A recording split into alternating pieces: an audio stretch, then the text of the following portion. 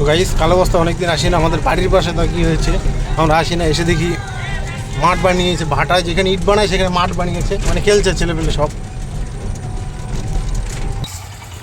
তো গাইস চলে এসেছি গরিবের দীঘাতে, আমাদের সেই ভাইরাল কলা বস্তা।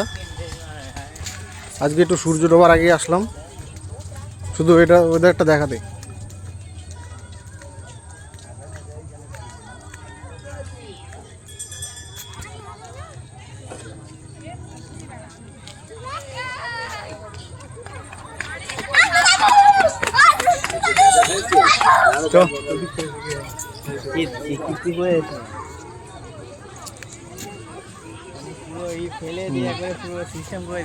গরিবের দীঘায় চলে এসেছি, এখন অব্দি লোক জমেনি।